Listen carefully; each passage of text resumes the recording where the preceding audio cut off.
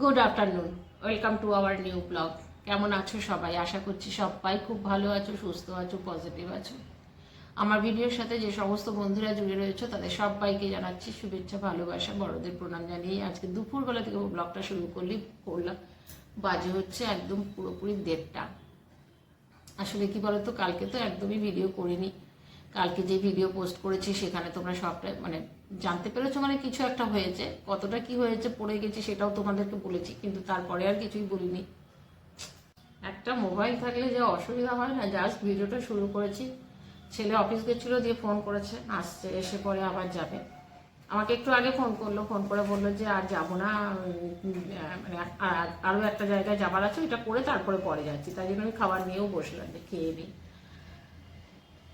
সেদিন ঘটনাটা হয়েছিল কি বলতো, সকাল থেকেই তোমরা ভিডিওতে দেখেছো আমি অনেকবার নিচে গেছি, বাজার করতে গেছি, দোকানে গেছিলাম, তারপরে বেনাচিটি গেছিলাম, একটা কাজ ছিল। জীবনে কোনোদিন একা বেনাচিটিতে যাই না, বেনাচিটিতেও গেছিলাম কারণ একটা পেন্ডিং কাজ ছিল। সেই কাজটা অনেক দিন থেকে ওর বাবাকে বলা হয়েছে, ওর বাবা আজ যাচ্ছি কাল যাচ্ছি ডিউটি করে এসে ও যেতে চায় না বলে পড়েই রয়েছে। আমি বললাম না, এই কাজটা আমাকে করতেই হবে, করে আসি।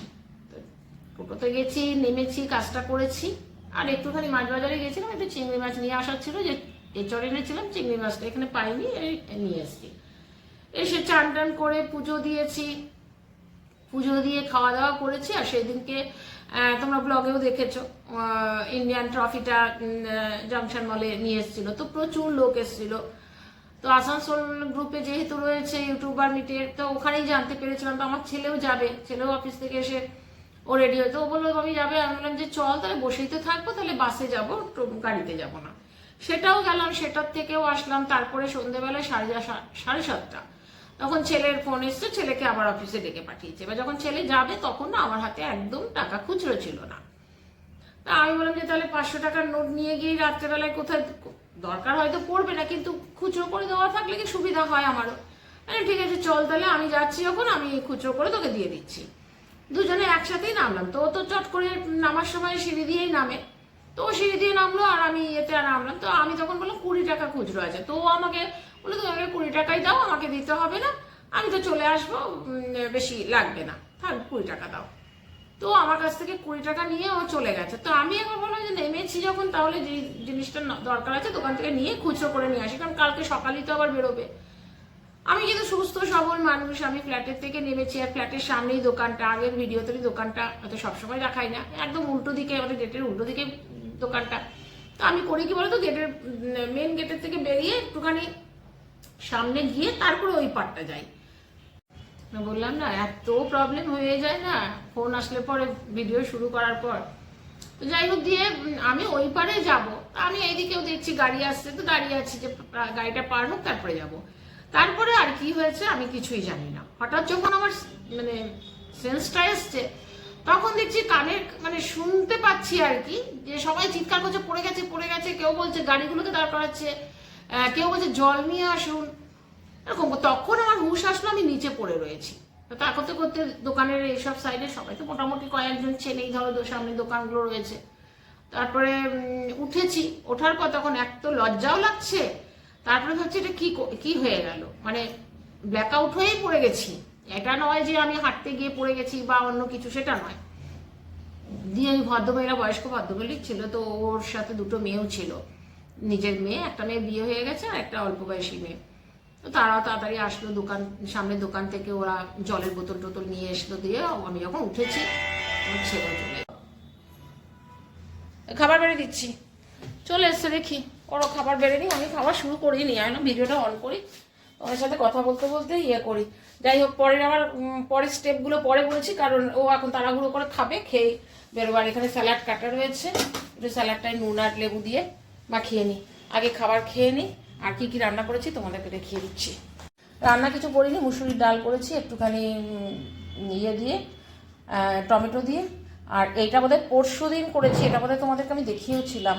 একটা ডিম রয়ে গেছে, কালকে একটুখানি এঁচড় করেছিলাম, আর কিছুই করিনি। কালকের এঁচড়ের তরকারি অল্প রয়েছে, আর আমি একটুখানি নিম বেগুন ভেজেছি। আর এখানে এটাও তো তোমাদের অনেক দিন আগে দেখছিলাম, বাঁধাকপি এখনও রয়ে গেছে এটাও। আর এটা ধনেপাতার চাটনিটা কালকে করেছিলাম। আসলো 10 মিনিটের জন্য, 2:05 মানে কোনো রকম গোবরাসে গিললো আর দৌড়ালো। যাই হোক, দিয়ে তারপরে তো যখন সেন্স এসছে তখন তো মানে একদিকে লজ্জাও লাগছে, আবার ভাবছি যে কি হয়ে গেল এটা। তারপরে তো যাই হোক সবাই সামনে এসছে, বউটাও, দুটো মেয়ে, তারপরে সামনে দোকানের সব লোকগুলো বোতলে করে জল নিয়ে এসছে। যখন দাঁড়িয়েছি তখন যখন জল দিচ্ছে তখন সবাই বলছে যে বাবার বাদিকটা পুরো খুলে গেছে। আর পড়েছি তো পড়েছি, আমি কিন্তু পুরো সোজা ফ্ল্যাট পড়ে গেছি, আর পড়েছি বাদিকে। আর যেহেতু হার্টের মানে ওটিটাও হয়েছিল বাদিকেই, আর পুরো গালটা পড়েছে, আর হাতটা ফ্রোজেন সোজারের ব্যথাটাও আমার হাতে বাদিকেই।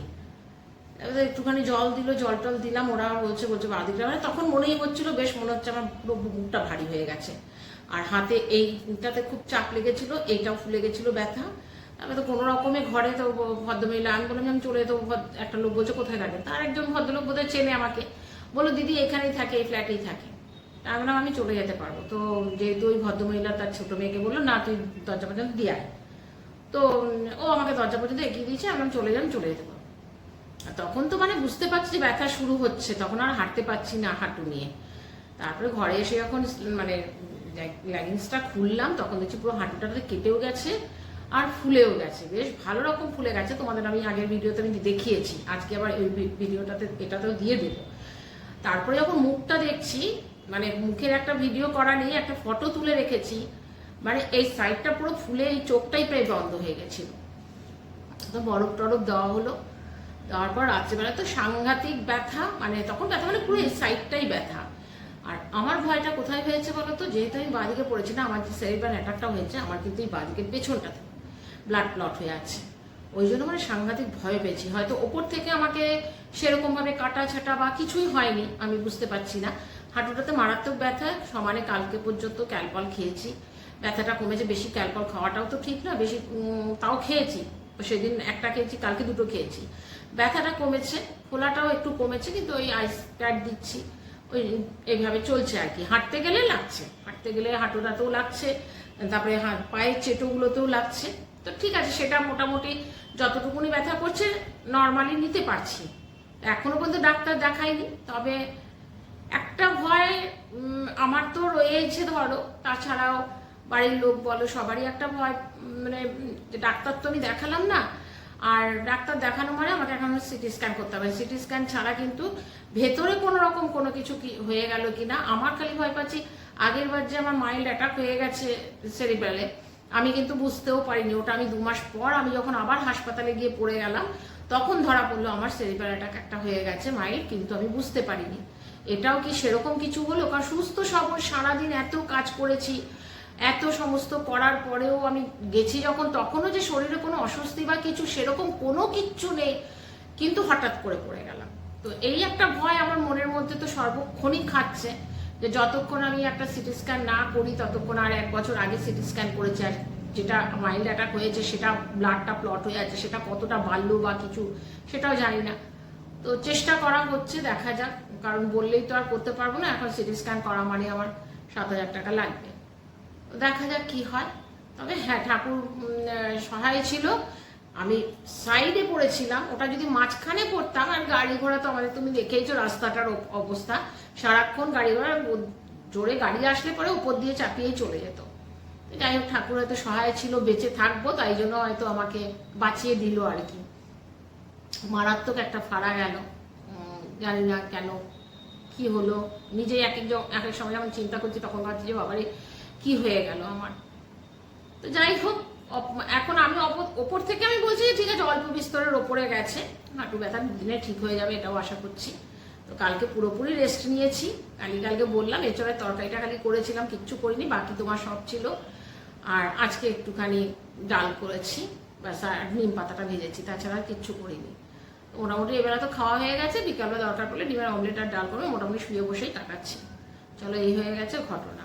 তো ভিডিও না করলে কি বলতো, আমার সময়টাও কাটে না।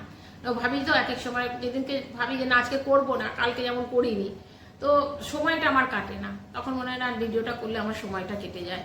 তোমাদের সাথেও প্রত্যেকদিন দেখা হয়, তোমাদের সাথে কথা হচ্ছে, তোমরাও আমাকে দেখতে পাচ্ছ। যাই হোক, হয়ে গেছে 2টো বাজে, এবার একটুখানি গিয়ে মানে ঘুম তো আসবে না, একটুখানি চোখ বন্ধ করে শুয়ে থাকা। আমার ওই পড়ে যাওয়ার যে ফটোটা, পরের ফটোটা, সেটা আমি তোমাদেরকে দিয়ে দেবো, সেটা তোমরা দেখে নেবে কতটা বিভৎসভাবে লেগেছিল যে এই যেটা। তবে এখনো ব্যথা আছে, এই জায়গাগুলো টিপতে পারছি না, এগুলো তো পুরো কালো হয়ে গেছিলো, হাঁটুটা এখনো কালো আছে, তো এই কালোটা হয়েছে, কিন্তু এই ভুরুটার উপরটা খুব ব্যথা।